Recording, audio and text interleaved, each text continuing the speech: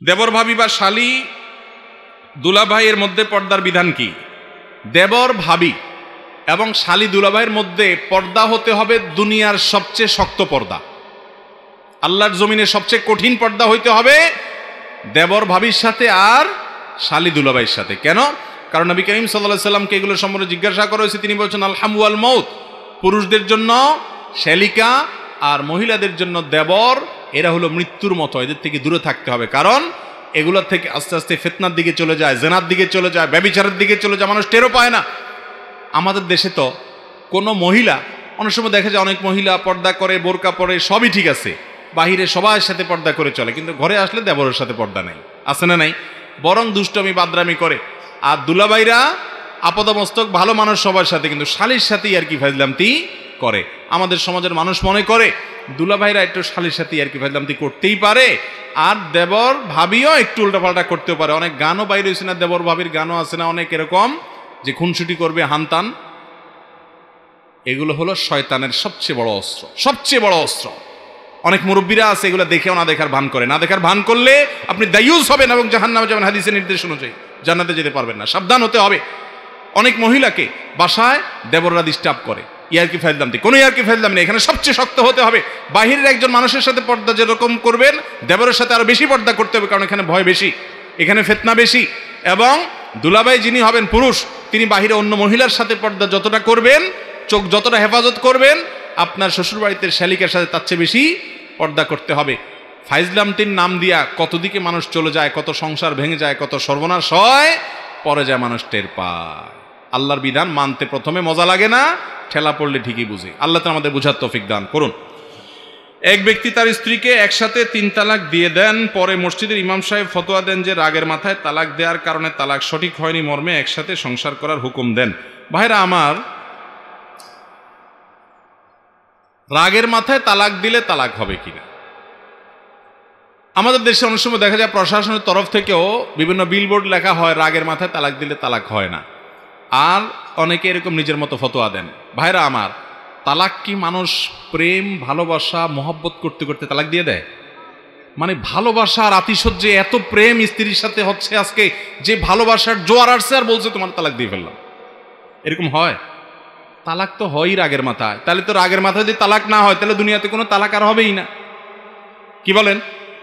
এগুলো পাগলামি মার্কা কথা। সারা দুনিয়ার সমস্ত ওলামা একরাম একমত, রাগের মাথায় তালাক দিলে তালাক হবে। ভাই, সারা পৃথিবীর সব আলেম একমত, কোনো দ্বিমত নাই কারোর, সকল চিন্তার। তালাক নিয়ে ছেলে খেলা করবেন না। অতএব তালাক রাগের মাথায় দিলেও তালাক হয়ে যাবে। যদি কারোর রাগ এত মারাত্মক হয়, রাগের চোটে ও ডাইরেক্ট হয়ে গেছে, পাগল হয়ে গেছে, কি বলে সে টেরও পায় না। অন্যরা আশেপাশে বলছে তুমি তো রাগ হওয়ার পরে, মাথা গরম হওয়ার পরে এটা বলছিলা, সে বলে তাই নাকি, আমি তো কিছু জানি না। এই টাইপের রাগ যদি হয় যে মাতালের মতো হয়ে গেছে, কিচ্ছু জানে না, তাহলে শরীয়ত তারে মাজুর রাখছে, ঠিক আছে, বেচারা কি বলছে নিজেও জানে না, এই জন্য তারটা মাপ। কিন্তু আপনি জানেন, কিন্তু বলছেন ভাই আসলে মাথা গরম হয়ে গেছিল তো এই জন্য বলে ফেলছি। আপনার রাগের মাথায় একটা ধারালো ছুরি দিয়া আমার বুকে দিলেন একটা কোপ, আমি মরে গেলাম। এবার আপনি বললেন ও সরি জজ সাহেব হুজুর, জিব্বা কামড়ায় বললেন আমি দুঃখিত, রাগের মাথা দিয়ে ফেলছিলাম তো, সরি। কি বলেন, আমি তো জীবিত হয়ে যাবো, তাই না? মরা মানুষ জিন্দা হবে? তালাকটা এরকম ডেঞ্জারাস বিষয়, খবরদার যেন তেনভাবে তালাক দিবেন না। বউয়ের সাথে কিছু হইলেই যারা তালাক দিতে উদ্যত হয়, তালাকের কথা বলে, এগুলো ছোট লোক পুরুষ। কথা কি বুঝাতে পারছি? কথায় কথায় তালাক দিতে যাবেন। আল্লাহ আমাদের বোঝার তৌফিক দান করুন। কোন আলেম যদি মিথ্যা কথা বলে এবং সরাসরি নানান ধরনের দুর্নীতির সাথে জড়িত থাকে, তবে ইমামের পিছনে নামাজ আদায় করা যাবে কি না? ইমাম যদি এরকম কোনো অপরাধের সাথে প্রকাশ্যে জড়িত হয়, ফাসিকে মুআলিন হয়, সে যে অপরাধ করে এটা সবাই জানে, একদম খুল্লম খোলা। যেমন আপনাদের এই টেকনাফের দিকে আমি জানি অনেক ইমাম সাহেবও নাকি মাদকের কারবারে জড়িত আছে না? ইল্লা তাকিলে এবার পিছনে নামাজ নইব, নামাজ নইব মানে হলো এরকম ইমামকে নিয়োগ দিলে কমিটির লোকজন গুনাহগার হবে। যদি কেউ নামাজ পড়ে তার নামাজ হয়ে যাবে, নামাজ হবে না মানে হলো তাকে ইমাম হিসাবে নিযুক্ত করা ঠিক না। কিন্তু এরকম লোকের পিছনেও যদি আপনি জামাতে নামাজ পড়েন, আপনার নামাজ ঠিকই হয়ে যাবে, সে পাপিষ্ঠ দেখে আপনার নামাজ হবে না, ব্যাপারটা এরকম না। কিন্তু ইচ্ছাকৃত জেনে শুনে এরকম ইমামকে ইমাম হিসাবে নিযুক্ত করা জায়েজ না, গুনাহের কথা। এই ইমামকে তওবা করলে তো ভিন্ন কথা, আর না হলে তাকে বদলায়া তার জায়গায় একজন মুত্তাকি পরেজগার ইমাম নিয়োগ দিতে হবে, এটা কমিটির কর্তব্য। এখন কমিটি নিজেও যদি এই দলের হয় তাহলে কি হবে? আল্লাহ তাআলা আমাদের বুঝার তৌফিক দান করুন। এই জন্য আমি বললাম আপনাদের টেকনাফের দুর্নাম আপনাদেরকে দূর করতে হবে, দূর করতে হবে তো ইনশাল্লাহ।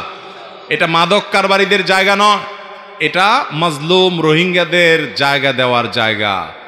এলাকার মানুষের গর্ব করার মতো অনেক বিষয় আছে, অতএব দু চারটা খারাপ মানুষের জন্য দুর্নাম হতে দেওয়া যাবে না। অনেকে থেকে নামাজের ভিতরে এদিক ওদিক তাকান, এমন করলে নামাজ হবে কিনা? ভাইরা, নামাজের ভিতরে যদি কেউ ডানে বামে তাকায়, এদিক সেদিক তাকায়, তাহলে সেটা মাকরুহ এবং নামাজটা ত্রুটিযুক্ত হয়, নামাজটার মান কমে যায়। ওই যে লবণ ছাড়া তরকারি, মরিচ ছাড়া তরকারি, এই টাইপের মতো নামাজ হলো, কিন্তু নামাজটা সুন্দরভাবে হলো না, খুব মানসম্মত নামাজ হলো না। এই জন্য ভাইরা আমার, নামাজের মধ্যে আমাদের মনোযোগ থাকতে হবে নামাজের দিকে, এবং দৃষ্টি থাকতে হবে সেজদার এরিয়ার ভিতরে। তার আশেপাশে কিছু জায়গা আপনার চোখে আসতে পারে, কিন্তু ইচ্ছাকৃত ডানে বামে সামনে ঘড়িটার দিকে তাকাইলেন, তামাশা, কেউ আওয়াজ করলো হঠাৎ করে ডানে তাকাইলেন। অনেকে মাথা ঘুরায় না, আস্তে করে চোখটা ঘুরে দেখে নেয়, আছে না নাই? তো এটা তো হলো চুরি করে তাকানো। নামাজের মধ্যে দাঁড়ায় চুরি করলে হবে? এই জন্য বাহিরে আশেপাশে যাই হোক সেদিকে যেন মনোযোগ না যায়, সে খেয়াল করবেন, ওদিকে তাকাতাকি করবেন না। কোনো কারণে হঠাৎ তাকায় ফেলছেন, আবার সাথে সাথে ফিরে আসছেন, নিজেকে বুঝতে পারছেন ভুল, ইনশাআল্লাহ আপনার নামাজ হয়ে যাবে, কিন্তু নামাজটা ত্রুটিপূর্ণ হবে এরকম করলে। এই জন্য তাকাতাই করবেন। অনেকে দেখবেন যে ধুমসে চাতুর দিকে তাকা, আর যদি এত বেশি তাকা যে সে নামাজে আসে না নামাজের বাইরে আছে বোঝার উপায় নাই। অনেকে এরকম হাত বেঁধে দেখাচ্ছে এদিকে ওদিকে ফুল এমনভাবে তাকা, লোকটা নামাজে আছে কিনা এটা নিয়ে সন্দেহ হয়। তাহলে তো আমলে কাসির হতে পারে, আমলে কাসির নামাজই হবে না। কথা কি বুঝাতে পারছি? আর হালকা করে যদি চুরি করে তাকাতাকি করেন তাহলে নামাজ হয়ে যাবে, কিন্তু তরকারি লবণ ছাড়া তরকারির মতো আর কি, ওই নামাজটা এত মানসম্মত হবে না। অতএব যেদিক সেদিক তাকিয়ে নামাজ পড়া যাবে না, মনোযোগ একদিকে থাকতে হবে। কারণ আহকামুল হাকিমিনের সামনে আপনি দাঁড়িয়েছেন, এদিক সেদিক তাকাতাকি করবেন না। দুনিয়ার এমপি মন্ত্রীর সামনে, আপনি প্রধানমন্ত্রীর সামনে, প্রেসিডেন্টের সামনে গেলে, গুরুত্বপূর্ণ ব্যক্তির সামনে গেলে আপনি ডানে বামে অহেতুক তাকাতাকি করবেন না। আপনি শ্রদ্ধার কারণে তার দিকে মনোযোগ দিবেন এবং নির্দিষ্ট জায়গায় তাকানোর চেষ্টা করবেন। সেখানে আপনি আল্লাহর সামনে দাঁড়িয়ে এদিক সেদিক অবহেলা করে তাকাচ্ছেন, এটা হলো নামাজের ভিতরে গাফলতি। আর নামাজের ভিতরে গাফলতি দিয়ে কেউ করে তাহলে ফাওয়াইলুল মুসাল্লিন আল্লাযীনা হুম আন সালাতিহিম সাহুন, তাদের জন্য ধ্বংস অনিবার্য হবে যার নামাজ এর মধ্যে গাফলতি করে। অতএব এদিক সেদিক তাকানো যাবে না। আমি 16-17 বছরের একজন কিশোর। এমন সময় আমার নিজের রোজগার করে চলার মতো সামর্থ্য হয়নি। আমার বাবা হারাম ব্যবসা করে, আমাদেরকে হারাম রিজিক খাওয়ায়। শুনেছি হারাম রিজিক খেয়ে ইবাদত করলে নাকি কবুল হয় না। এমন অবস্থা আমার করণীয় কি? যে তরুণ বে যুবক ভাই এই প্রশ্ন করেছেন, আপনার এই প্রশ্নে আমি আপ্লুত হয়েছি। কারণ বয়সে তরুণ হওয়ার পরও হারাম নিয়ে দুশ্চিন্তা করা, নিজের শরীরে হারাম যেন প্রবেশ না করে সেজন্য টেনশন করা, পেরেশান হওয়া, এটা সাচ্চা ইমানদার এবং মুত্তাকি মানুষের আলামত। আলহামদুলিল্লাহ, এরকম তরুণ আমাদের সমাজের মানুষকে আশার আলো দেখায়। এরকম তরুণে যদি আমাদের এলাকা ভরে যায়, পরিবারগুলো ভরে যায়, গোটা দেশ পরিপূর্ণ হয়ে যায়, তাহলে এই দেশটা সোনার দেশ হতে আর কিছু লাগবে না ইনশাআল্লাহ। যে যুবক হারাম এবং হালাল চিনবে, ন্যায় এবং অন্যায় চিনবে, অপরাধ এবং পুণ্যের কাজ এটাকে পরখ করতে পারবে এবং নিজেকে সকল অন্যায়, অবিচার, হারাম, অবৈধ, গুনাহের বিষয় থেকে বাঁচিয়ে রাখার জন্য সংগ্রাম চালানোর মানসিকতা থাকবে, এই যুবক হলো এই সমাজের সবচেয়ে বড় সম্পদ ইনশাআল্লাহ। প্রশ্ন যে যুবক ভাই করেছেন, আপনাকে বলবো, আপনার বয়স 17-18 হয়ে গেছে, মানে হলো আপনি এখন নিজের পায়ে নিজে দাঁড়াবার জন্য চেষ্টাটা শুরু করতে পারেন। টিউশনি করে হলেও, কোনো দোকানে চাকরি করে হলেও, ছোট কোনো কাজ করে হলেও আপনি নিজের উপার্জন যেন হালাল উপার্জন করতে পারেন, সেই চেষ্টা আপনি শুরু করেন। যদি আপনি এটা শুরু করতে পারেন, তাহলে আপনার বাবার যে হারাম উপার্জন আছে, 2 নম্বর পথে, হারাম পথে যে উপার্জন তিনি করেন, সেটা থেকে আপনি নিজেকে বাঁচিয়ে রাখবেন এবং যথাসম্ভব সেটা ভক্ষণ করবেন না। বাবার সাথে বেয়াদবি করবেন না, কিন্তু তাকে বোঝাবেন যে বাবা তুমি নিজের ধ্বংস ডেকে আনছো, তুমি আল্লাহর কাছে জবাবদিহি করতে হবে, তোমার এই হারাম আমি আমার পেটে নিব না। আপনি সংসারে থাকতে পারেন, কিন্তু আপনি যথাসম্ভব সেই সংসারে হালাল উপার্জন করে আপনার বাজার করে দিবেন, আপনি সেখান থেকে খাবেন, চেষ্টা করবেন নিজেকে বাঁচাবার। যদি আপনার সেরকম সামর্থ্য না থাকে, তাহলে যতদিন নাই ততদিন পর্যন্ত নিরুপায় হিসাবে বাবার সংসারে ওই হারাম উপার্জন থেকে যা না হলে নয় ততটুকু গ্রহণ করে যান বাঁচাইতে পারেন। কিন্তু যেটি আমি বলছিলাম, আপনি কষ্ট করে হলেও কোনো রকম সামান্য কিছু উপার্জন করে হলেও আপনার জীবন বাঁচানোর চেষ্টা আপনার করা দরকার, যাতে করে হারামটা আপনার শরীরে প্রবেশ না করে। যদি আপনি একান্ত নিরুপায় হন যে আপাতত কোনো উপায় উপার্জন করার কোনো পথই নাই, তাহলে খুব দ্রুততার সাথে চেষ্টা করবেন উপার্জনের রাস্তা খোলার। ততদিন পর্যন্ত বাবার ওই হারাম উপার্জন থেকে নিরুপায় হিসেবে যা না হলে নয় ততটুকু গ্রহণ করা আপনার জন্য জায়েজ হবে। সেই সাথে আল্লাহ তাআলার কাছে আপনি ইস্তেগফারও করবেন, আল্লাহ হারাম আমি নিজে লিপ্ত হলাম না, আমার বাবা লিপ্ত হলো, আমার জন্য হয়তো জায়েজ আছে নিরুপায় হিসাবে জান বাঁচানোর মতো কোনো কিছু গ্রহণ করা যদি নিরুপায় হয়, কিন্তু হারামের যে একটা ক্ষতি আছে সেটা থেকে তো বাঁচার উপায় নাই। এটা তো একটা প্রভাব আছে, ইবাদতের স্বাদ নষ্ট করে দেয়, ইমানের তেজ নষ্ট করে দেয়, তাকওয়াকে ভোঁতা করে দেয়। আল্লাহ আমি এই হারামের ক্ষয়ক্ষতি থেকে আমি আপনার কাছে আশ্রয় চাই, নিরাপত্তা চাই। আল্লাহর কাছে দোয়া করবেন এবং সৎ সাহস রাখবেন। আমাদের দেশে যুবকদেরকে দেখা যায় যে অনেক বড় হয়ে যাওয়ার পরও তারা উপার্জন করে না, অথচ ছাত্র জীবন থেকেই আমরা আমাদের যে সময়গুলোকে অপচয় করি, আড্ডাবাজি করে, অহেতুক বিভিন্ন কাজের পেছনে, সেগুলোকে বাঁচিয়ে যদি আমরা উপার্জন শুরু করার চেষ্টা করি, অনেকেই কিন্তু করতে পারেন। আমি আমার কথা বলতে পারি, আমি যখন মাদ্রাসায় পড়ি এবং আমার বয়স ঠিক আপনি যে লিখেছেন 16-17 বছর এরকম বয়স, আমার মনে আছে যশোরের একটি মাদ্রাসা আমি পড়াশোনা করা অবস্থায় আমি একটা মসজিদে ইমামতির দায়িত্ব নিয়েছি এবং মক্তবে পড়ানোর দায়িত্ব নিয়েছি, এবং এই দুটির বিনিময়ে আমি কিছু উপার্জন করতাম। সেই উপার্জনের টাকাটা আমার বাবার সংসারে আমি দিতাম। আমার বাবার অনেক ব্যবসা বাণিজ্য ছিল, কিন্তু হঠাৎ একটা দুর্ঘটনায় সকল ব্যবসা বাণিজ্য সব শেষ হয়ে নিঃস্ব হয়ে গেছেন। আমি নিজে উপার্জন করে সংসারে বাবাকে সহযোগিতা করেছি। আমার মনে আছে 4 বছর ছাত্র জীবনে আমি উপার্জন করেছি, প্রতি মাসে প্রায় 600 টাকা বেতন পেতাম। তখন এই 600 টাকা বেতন থেকে 1 টাকা কোনোদিন আমি নিজে কাটিয়ে রাখি নাই, বরং পুরো টাকাটা বাবাকে দিয়েছি বাবার সংসারে কাজে লাগাবার জন্য, নিজে চলার জন্য। আলহামদুলিল্লাহ বাবা কখনো দিয়েছেন, সেটা দিয়ে চলেছি, দরকার হয়েছে চেয়ে নিয়েছি, কিন্তু আল্লাহর ফজলে কখনো ওই টাকা থেকে ফুর্তি ফার্তা করার জন্য যেগুলো করা, কাটাকাটি টাকা রাখা, সেখান থেকে টাকা কেটে রাখা বা নিজে খরচ করে ফেলা, সেটা আমি করি নাই। তো আমি যদি আজ থেকে আরো বহু বছর আগে মাদ্রাসার ছাত্র হয়ে আমি যদি আমার উপার্জন করে 4 বছর বাবার সংসার চালাইতে বাবাকে সহযোগিতা করতে পারি, আপনারা যুবকরা চেষ্টা করলে পারবেন না ইনশাআল্লাহ? আমাদের যুবকরা আজকাল আমাদের সময়গুলোকে ধ্বংস করে। ইউরোপিয়ান আমেরিকানদের মধ্যে অনেক খারাপ বিষয় থাকলেও তাদের অনেক ভালো বিষয় আছে যেগুলো আমাদের জন্য দৃষ্টান্ত হতে পারে, যেগুলো মূলত ইসলাম আমাদেরকে বলেছে, সেগুলো তারা আমল করে, ইসলামের এই নির্দেশনাগুলো। তার মধ্যে থেকে একটা হলো যে প্রাপ্তবয়স্ক হয়ে গেছে, বালেগ হয়ে গেছে এই বাচ্চাগুলো, এই ছেলে মেয়েগুলো প্রাপ্তবয়স্ক হওয়ার পর দেখা যায় তারা নিজেরা নিজেদের কাজ করে। অনেক বড় বড় ঘরের ছেলে মেয়েরাও কাজ করে। আজকাল আমাদের তো বাপ মার টাকা পয়সা হলে পোলাপানের ভাবসাব এমন হয় যে কাজ করা তো পরের কথা, কাজের লোক দিয়ে অর্ডার করা ছাড়া কলাটাও ছিলে খেতে রাজি না। ঠিক না বে ঠিক? এটা কি কোনো ভালো জিনিস? অনেক যুবক আছে, বাবার টাকা পয়সা আছে, পরিবারটা যথেষ্ট সমৃদ্ধ পয়সাওয়ালা পরিবার, এই জন্য সে মনে করে যে আমার সব ড্রাইভার সাহেব দরজাটা খুলে দিবে।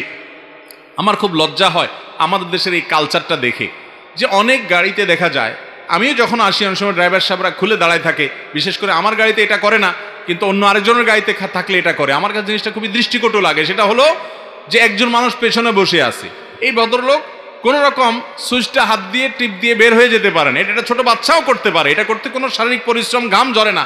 কিন্তু না, ড্রাইভার সাহেব গাড়ি থেকে নেমে এসে তার দরজাটা খুলে ধরে থাকতে হবে, তারপর ভদ্রলোক নামবেন। এর চেয়ে হাস্যকর আর কি আছে বলেন? ড্রাইভার সাহেব বেচারা গাড়ি রেখে যদি নেমে আসে, তাহলে সেক্ষেত্রে এই লোকটা নামতে ডাবল সময় গেল, কারণ ড্রাইভার সাহেব নেমে এসে তাকে নামাবে, আবার যা তার সিটে বসবে, অনেক সময় রাস্তায় জ্যামের সৃষ্টি হতে পারে এর কারণে। এর পাশাপাশি দুর্ঘটনার শিকার হতে পারে গাড়ি। সবচেয়ে বড় কথা হলো যে একটা সুস্থ সবল মানুষ, এ তো পঙ্গু না, তার তো হাত পা ভেঙে যায় নাই, দরজাটা খুলে নামবে, এটা দেখি তার জাত চলে যাবে? মুসলমান এত অলস, এত অথর্ব, এমন এত বাজে কালচারের অধিকারী হতে পারে না। কোথা থেকে কোন কালচারে আমাদের দেশে কিভাবে আসছে এটা আমি জানি না, কিন্তু এটা খুবই বাজে একটা কালচার। আমি সেখান থেকে বলছি যে অনেক তরুণ আছে যে ইয়াং মানুষ বসে থাকে গাড়িতে, যে ড্রাইভার সাহেব সে দরজা খুলে দিবে, হয়তো ড্রাইভার তার বাপের বয়সীও, তো সে চায় যে সব আমাকে করে দিবে, আমি শুধু বসে শুধু খাবো। ভাইরা, এটা তো একটা প্যারালাইসিসের রোগী, একটা প্যারালাইজড মানুষের জীবন। এটা তো কোনো সুস্থ মানুষের জীবন হতে, সুস্থ মানুষ নিজের হাতে সবকিছু করবে। অতএব যুবকরা নিজের হাতে কাজ করবেন তো ইনশাআল্লাহ। কাজ করার মধ্যে কোনো অসম্মান নাই, অমর্যাদা নাই, কাজ করার ভিতরে অমর্যাদা আছে। আপনি বাবার মার টাকা থাকলে সেটা দিয়ে আপনি চলবেন, আয়েশ করবেন কেন রে ভাই? আল্লাহ তাআলা আপনাকে সুস্থ রেখেছেন, সবল রেখেছেন, শক্তি দিয়েছেন, সামর্থ্য দিয়েছেন, নিজে কাজ শুরু করবেন। আমাদের যুবকদেরকে আজ দেখা যায় যে নানান মোহে তাদেরকে আক্রান্ত করে রেখেছে। অতএব যারা প্রাপ্তবয়স্ক হয়ে গেছেন, টুকটাক কাজ শুরু করতে পারেন, তারা নিজের পায়ে নিজে দাঁড়িয়ে যান। বিশেষ করে বাবা মা হারাম উপার্জন করলে সেটাকে ডিনাই করার জন্য আপনার উপার্জন দরকার আছে। অনেক যুবকরা বলে যে হুজুর বিয়ে করতে চাই, গুনাহ থেকে বাঁচতে চাই, কিন্তু বাপ মা বিয়ে দেয় না, কি করব? আরে ভাই, উপার্জন শুরু করে দেন, কামাই রোজগার কিচ্ছু করবেন না, শুধু বসে বসে বলবেন চরিত্র বাঁচাতে চাই, বাপ বিয়ে করাও, বাপের হোটেলে বসে বসে খাবো। এটা কেমনে হয়? এই জন্য আমরা উপার্জন করবো তো ইনশাআল্লাহ। যুবকরা কর্মঠ হবেন, অযথা সময় নষ্ট করবেন না, উদ্যোক্তা হবেন, ছোট ছোট কাজ শুরু করে দিবেন। কোনো কাজ ছোট নয়, কোনো কাজ ছোট নয়। দেখতে ছোট হতে পারে বা কাজটা হয়তো সহজে করার মতো কাজ হতে পারে, কিন্তু কাজ কখনো ছোট হয় না। আমাদের নবী করিম সাল্লাল্লাহু আলাইহি সাল্লাম অন্যজনের শ্রম দিয়েছেন, কৃষি কাজ করেছেন, বিভিন্ন নবী রাসূলরা অনেক পেশা গ্রহণ করেছেন। অতএব এগুলো গ্রহণ করতে কখনো লজ্জা পাবেন। দুনিয়াতে অভাবটা হলো ভাবের অভাব। কিসের অভাব ভাই? ভাবের অভাব। অর্থাৎ আমার ভাবসাব দূর হয়ে ভাবসাবের সমস্যা হবে, আমার ইজ্জতের সমস্যা হবে। এটা ইজ্জত না, এটা অহংকার। এই অহংকারকে চূর্ণ বিচূর্ণ করে দিতে হবে এবং কর্মমুখী জীবন গড়তে হবে যুবকরা। ঠিক আছে তো ইনশাআল্লাহ? আল্লাহ তাআলা যে সমস্ত যুবকরা এই সমস্ত বিষয়ে সাফার করছেন পরিবারে, আল্লাহ তাআলা তাদেরকে হালাল রুজি এবং ইনকামের পথ বের করে দিন, বলুন আমিন। এরপরে প্রশ্ন হলো, জমির মালিক অপরজনকে জমি বন্ধক দেয় নির্দিষ্ট সময়ের জন্য, সময় শেষ হওয়ার পর সমপরিমাণ টাকা ছাড়া জমির প্রকৃত মালিক জমি ফেরত পায় না, তার শরীয়তের বিধান কি? ভাইরা আমার, জমি হোক যে কোনো জিনিস হোক, এটা বন্ধক নেওয়া দেওয়া এটা জায়েজ আছে। কোরআনে কারিমে আল্লাহ রাব্বুল আলামিন বন্ধকের বিধান উল্লেখ করেছেন। বিশেষ করে কেউ যদি হাওলাত বা ধার নিতে চায় কারোর কাছ থেকে, তো ধারের টাকাটা সে শোধ করবে নাকি আবার ঘুরাবে টাকাটা নিয়ে, এটা নিয়ে আশঙ্কা করলে যে ব্যক্তি টাকাটা ধার দিবে তিনি তার জমি জমা, মূল দলিল ইত্যাদি এগুলা রেখে দিতে পারে। ঠিক আছে, তুমি টাকা যেদিন পরিশোধ করবা সেদিন তোমার এটা তুমি ফেরত নিবা।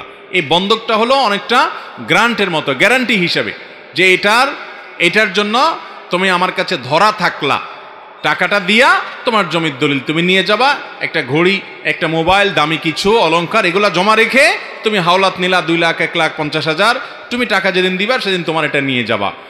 আর যদি তুমি টাকা না দাও, ঘুরাও, তাহলে এলাকার মুরব্বীদের মাধ্যমে, গণ্যমান্য ব্যক্তিবর্গের মাধ্যমে যথাযথ নিয়মে তোমার জিনিস নিলামে উঠিয়ে বিক্রি করে আমি আমার প্রাপ্য পরিশোধ করায় নিব।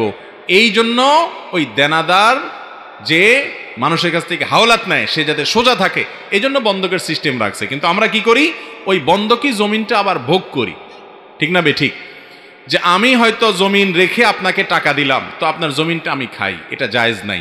এই ভোগ করা জায়েজ, সব উলামা একরামে একমত যে বন্ধকি জমিন, বন্ধকি জিনিস এটা ভোগ করা জায়েজ নাই। কারোর কাছ থেকে মোবাইল বন্ধক রাখছেন, ওটা ডয়ারে রেখে দিবেন, ওটা আপনি ব্যবহার ওটা ভোগ করতে পারবেন না, কারণ জিনিসটা তার, আপনি কিভাবে ভোগ করবেন? কুল্লু কারজিন জাররা নাফআন ফাহুয়া রিবা।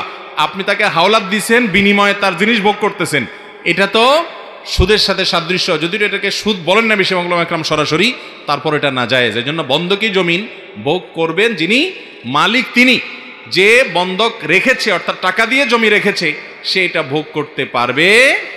কিন্তু মুশকিল হলো আমাদের দেশে আজকাল এরকম হলে কেউ হাওলাত দিবে না, বলবে যে আমার লাভ কি? তাহলে লাভ ছাড়া থুতুটাও ফেলতে রাজি না। সেখানে বন্ধকি জমিও তুমি ভোগ করবা, টাকাও তুমি হাওলাত নিলা, আমার কাছে শুধু দলিলটা নিয়ে আমি বসে থাকবো, আমার লাভটা কি? আপনার লাভ হলো মানুষকে হাওলাত দিলে কোনো কোনো ক্ষেত্রে যেই পরিমাণ টাকা হাওলাত দিয়েছেন ওই পরিমাণ টাকা দান করার সওয়াব বা তার চেয়ে বেশি সওয়াবও পাওয়া যায়। মানুষকে কর্জে হাসানা দেওয়া এত ফজিলতপূর্ণ একটা কাজ, এটা দুনিয়া থেকে বিদায় হয়ে গেছে। বিদায় হয়ে গেছে দুই কারণে। এক হলো আমরা স্বার্থপর, স্বার্থ ছাড়া থুতুটাও ফেলতে রাজি না। সে মানুষগুলো আমরা আখিরাতের লাভটা আমাদের কাছে ছোট হয়ে গেছে, আমরা দুনিয়াদার হয়ে গেছি, এটা একটা কারণ। আরেকটা কারণ হলো যারা হাওলাত নেয় তারা একবার নিতে পারলে আর ওই পাওনাদার বেচারার চেহারাটাও সামনে দেখতে চায় না, পালায় পালায় আরেক রাস্তা দিয়ে হাঁটে। তো এই কারণে যারা হাওলাত দিতে চায় তারা দিতে পারে না। এরপরও আমরা কর্জে হাসানা দিতে হবে খুঁজে খুঁজে, ভালো মানুষ, যার চরিত্র ভালো, যার লেনদেন ভালো। নবী করিম সাল্লাল্লাহু আলাইহি সাল্লাম বলেছেন, আহসানুকুম কাদাআ, তোমাদের মধ্যে সবচেয়ে ভালো মানুষ কে? এই যে এখানে এত মানুষ আপনারা আছেন এই প্যান্ডেলের নিচে, আপনাদের মধ্যে সবচেয়ে ভালো মানুষ কে?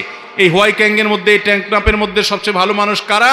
নবী করিম সাল্লাল্লাহু আলাইহি সাল্লাম বলেছেন, আহসানুকুম কাদাআ, তোমাদের মধ্যে যারা দোকান থেকে বাকি খাওয়ার পর, কারোর কাছ থেকে টাকা হাওলাত নেওয়ার পর পরিশোধ করার সময় ভালো মানুষের পরিচয় দেয়, সময় মতো পরিশোধ করে, 2 নাম্বারই করে না, এই মানুষগুলো হলো সবচেয়ে ভালো মানুষ। এগুলোর সংখ্যা অনেক বেশি না কম। দোকান থেকে একবার বাকি নিতে পারলে আর ওই দোকান থেকে নগদও কিনা খায় না, অন্য আরেক দোকান থেকে নগদ কিনা খায়।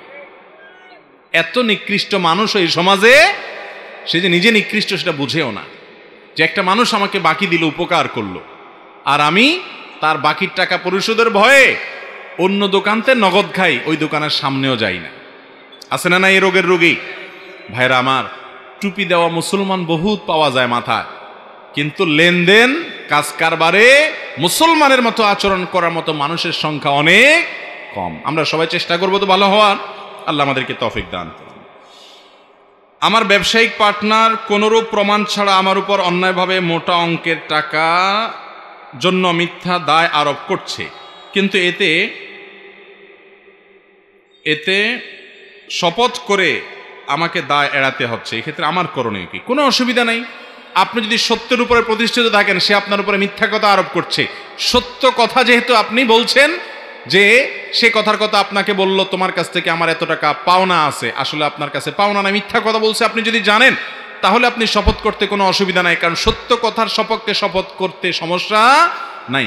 অনেকে আমরা শপথে অনেক বেশি ভয় পাই, এত ভয় পাওয়ার জিনিস না যদি আপনি সত্যের উপরে থাকেন। হ্যাঁ, মিথ্যার ব্যাপারে যদি শপথ করেন তাহলে এটা ডেঞ্জারাস অপরাধ, কারণ আপনি একে তো মিথ্যা বলছেন, আবার আল্লাহর কসম করে আল্লাহকে সে মিথ্যা কথার সাক্ষী বানাচ্ছেন, এটা খুবই জঘন্য অপরাধ, ডাবল অপরাধ, যে আল্লাহকে আপনি আপনার মিথ্যার জন্য ব্যবহার করছেন, অন্যায় করছেন আল্লাহর সাথে, আল্লাহর শানে বেয়াদবি করছেন, আবার মিথ্যা কথা বলছেন। অতএব মিথ্যা সাক্ষ্য দাও, মিথ্যা শপথ করা এটা ডেঞ্জারাস অপরাধ, কিন্তু সত্য শপথ করতে দোষ নাই। তবে শপথ হবে সঠিক পদ্ধতিতে, কোরআন ছুঁয়ে শপথও শপথ নয়, শপথ হলো আল্লাহর নামে হবে। নবী করিম সাল্লাল্লাহু আলাইহি সাল্লাম বলেছেন, মান আরাদা আন ইয়াহলিফা ফালইয়াহলিফ বিল্লাহি আও লিয়াসমুত, কেউ যদি শপথ করতে চায় সে আল্লাহর নামে শপথ করবে, আর না হলে চুপ থাকবে।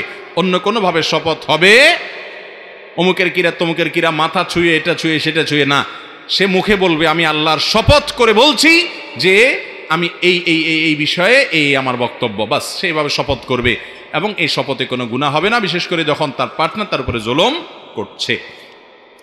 মৃত ব্যক্তির ইসালে সওয়াবের উদ্দেশ্যে খতমে কোরআন শেষে হাদিয়া নেওয়ার বিধান কি? ভাইরা, মৃত ব্যক্তির মাগফিরাতের জন্য দোয়া করে বা তার জন্য ইসালে সওয়াবের উদ্দেশ্যে কোরআন তেলাওয়াত করে বা কোনো একটা নেক আমল করে এটার বিনিময় গ্রহণ করাও জায়েজ নাই, বিনিময় দেওয়াও জায়েজ নাই, দুইটাই হারাম। কথা কি বুঝাইতে পারছি? মুশকিল হলো যে আমরা অনেকে আছি, আমার মা বাবার জন্য হুজুর দিয়া দোয়া করাই, এখন টাকা ছাড়া তো হুজুর দোয়াও করবে না, এই জন্য আমরা হুজুরের টাকা দেই। হুজুর টাকা নিয়েও হারাম খাইলো, আপনি দিয়েও হারাম করলেন। কথা কি বুঝাইতে পারছি? এটা গুনাহের কথা, কারণ আখিরাতের কোনো কাজ, সরাসরি আখিরাতের কাজ, তেলাওয়াত, ইবাদত, এগুলোর কোনো পারিশ্রমিক কারোর কাছ থেকে নেওয়া জায়েজ নাই। হ্যাঁ, দুনিয়ার বিষয়ে দোয়া করাইছেন আপনি, একটা দোকানের ব্যবসা যেন ভালো হয়, একটা দুনিয়াবী বিষয় মানুষ যেন সুস্থ হয়, সেজন্য দোয়া করাইছেন, তিনি দোয়া করেছেন, তার জন্য আপনি পারিশ্রমিক দিয়েছেন, এটাকে ওলামা ইকরাম অনেকে জায়েজ বলেছেন। বাট মুর্দা কেন্দ্রিক কোনো বিষয়ে মুর্দার জন্য দোয়া করাইছেন বা আপনারা যদি কিছু করছেন, এগুলো জায়েজ না। ভাই আসলে দোয়া করানোই ইসলামে না। ইসলাম হলো মুর্দার জন্য নিজে দোয়া করবেন অথবা কারোর কাছ থেকে দোয়া চাইবেন। করানো বলতে কিছু নাই, দোয়ার 3টা ভার্সন আছে, একটা করা, একটা চাওয়া, আর একটা করানো। করা হলো নিজে নিজে দোয়া করা, আর চাওয়া হলো ভাই আমার বাবার জন্য দোয়া করিয়েন, হুজুর আমার মার জন্য দোয়া করিয়েন, এটা হলো চাওয়া। আর করানো হলো টাকা দিয়া, পয়সা দিয়া, আগরবাতি আনায়া, জিলাপি আনায়, আজকাল তো জিলাপি নাই, আজকাল আরো ভালো কিছু দেয়, নিমকি টিমকি মিষ্টি মুষ্টি মিলায়া প্যাকেট ধরায় দিলেন, হুজুরের একটা বাজেট দিলেন এবং সাথে আগরবাতি ইত্যাদি, গোলাপ জল ইত্যাদি আনলেন। অর্থাৎ কিছু পয়সা খরচ করা লাগে, যেটাকে বলে দোয়া করানো। এটাকে বলে কি? দোয়া। এই করানো ইসলামে নাই। দোয়া চাওয়াও আছে, দোয়া করাটাও, নিজে দোয়া করেন বা করার কাছে দোয়া চান, দোয়া করাইতে যাবেন না মুর্দার জন্য, বিশেষ করে এটা জায়েজ নাই। বাচ্চারা মসজিদে হইচই করলে সেক্ষেত্রে তাদেরকে ধমক দিয়ে কথা বলা যাবে কিনা? বাচ্চারা যদি মসজিদে হইচই করে, ডিস্টার্ব করে, প্রথম কথা হলো এত ছোট বাচ্চা যদি হয় যে নামাজের কিচ্ছু বুঝে না, 3 বছরের বাচ্চা, 2.5 বছরের বাচ্চা আপনি নিয়ে আসছেন, ও নামাজের কিছুই বুঝে না, তাহলে এটা আপনি ভুল করছেন। কারণ ওর তো নামাজ বুঝে না, ওরে মসজিদে কেন আনবেন? বড় মসজিদে পেশাব করতে পারে, নোংরা করতে পারে, বুঝবে না ও। এত ছোট বাচ্চা মসজিদে আনবেন না। যদি আনেনও তাহলে যাতে মানুষের ডিস্টার্ব না করে খেয়াল করবেন। কিন্তু কোনো বয়সের বাচ্চা নামাজে ডিস্টার্ব করছে দেখে বাচ্চাকে ধমক দেওয়া কখনো জায়েজ হতে পারে না। কথা কি বুঝাতে পারছি? বাচ্চাকে, এমন বাচ্চাকে আনে যে বাচ্চাটা নামাজের কিছুই বুঝে না, অযথা ডিস্টার্ব করছে, তাহলে অভিভাবককে ডেকে সুন্দর করে বুঝাই দিবেন, ভাই এত ছোট বাচ্চা মসজিদে আনলে ও তো বুঝে না, কিন্তু 5 বছর 4 বছর হয়ে গেছে, নামাজ বোঝা শুরু করছে, দেখে দেখে নামাজ পড়তে পারে, 6 বছর হয়ে গেছে, 7 বছর হয়ে গেছে, তাহলে এইরকম বাচ্চাকে তো মসজিদে আনতেই হবে। কারণ আজকের বাচ্চা, আজকের শিশু আগামী দিনের মুসল্লি, ঠিক কিনা? অতএব বাচ্চাদেরকে ধমক দেওয়া যাবে না। নবী করিম সাল্লাল্লাহু আলাইহি সাল্লাম সেজদায় গেছেন, ওনার নাতি হাসান বা হোসেন রাদিয়াল্লাহু তাআলা আনহুমা পিঠের উপরে উঠে বসে আছে, উনি সেজদায় গেছেন, নানার পিঠে উঠে চড়ে বসছে। এখন যতক্ষণ পর্যন্ত তারা পিঠের উপর থেকে না নামছে, নবী করিম সাল্লাল্লাহু আলাইহি সাল্লাম ওইভাবে সেজদায় পড়ে আসেন, কিচ্ছু করার নাই, নাতি উপরে উঠে বসে আছে, উঠতে গেলে পড়ে যাবে। কোনো হাদিস থেকে এটা জানা যায় না যে নবী সাল্লাল্লাহু আলাইহি সাল্লাম এরপরে ফাতেমা রাদিয়াল্লাহু তাআলা আনহাকে ডেকে ধমক দিয়েছেন, ফাতেমা কেন নাতিদেরকে ধরো না, আমার নামাজে ডিস্টার্ব হয়েছে। উনি ধমক দিয়েছেন এরকম কোনো প্রমাণ পাওয়া যায় না, বরং ধৈর্য ধারণ করেছেন। এই জন্য বাচ্চারা একটু উল্টা পাল্টা করলে ধৈর্য ধারণ করবেন। মসজিদে আসতে যদি ধমক দেন, ওরা কি সিনেমা হলে যাবে নাকি? অতএব বাচ্চাদেরকে মসজিদে আসতে দিতে হবে, বিশেষ করে যখন নামাজ বোঝা শুরু করবে, তখন মোটামুটি দেখে দেখে নামাজ পড়তে পারে, এরকম যখন হয়ে যাবে, তখন থেকে বাচ্চাদেরকে মসজিদে আসার ব্যাপারে উৎসাহ দিতে। অনেক মুরব্বী আছে, চাচারা আছে, ধমক ছাড়া কিচ্ছু জানে না, পোলাপান দুষ্টামি করলে। আরে বাবা, পোলাপানের কিছু দুষ্টামি হজম করতে হবে, এত বেসবর হলে হবে না। নবী করিম সাল্লাল্লাহু আলাইহি সাল্লাম যদি বাচ্চাদের এগুলাকে হজম করেন, আপনি কে ধমক দেওয়ার? আর এটা আল্লাহর ঘর, আপনি কে ধমক দেওয়ার? অনেকে এত বেশি ধমক দেয়, ওই পোলাপান জীবনে আর মসজিদের ধারে কাছে যায় না। তাইলে এই বুড়া মুরব্বীরা গুনাহগার হবে কি হবে না? ধমক দিয়া সাবধান থাকতে হবে। আর বাবা মারাও সাবধান থাকতে হবে, যে বাচ্চা একেবারে ছোট তাকে আনবে না। এমনকি যে বাচ্চা বুঝতে শিখছে তাকে আনলেও যথাসম্ভব নিজের কাছে রাখবে, দুষ্টামি করতে গেলে যাতে মানুষের ডিস্টার্ব করতে না পারে। বাবা মাকে দায়িত্বশীল হতে হবে। একান্ত কোনো বাচ্চা প্রতিদিনই সীমাহীন জ্বালা দুষ্টামি করে, বাবাকে আস্তে আস্তে কানে কানে বুঝায় বলে দেন। বাচ্চার সামনে বাবাকেও ধমক দিয়ে যাবেন না। অনেকে বাবারে এমন ধমক দেয়, বাচ্চা বুঝে যায়, হায় রে আমার বাপে আমাকে আইনে বিরাট অপরাধ করে ফেলছে। এগুলা উচিত নয়।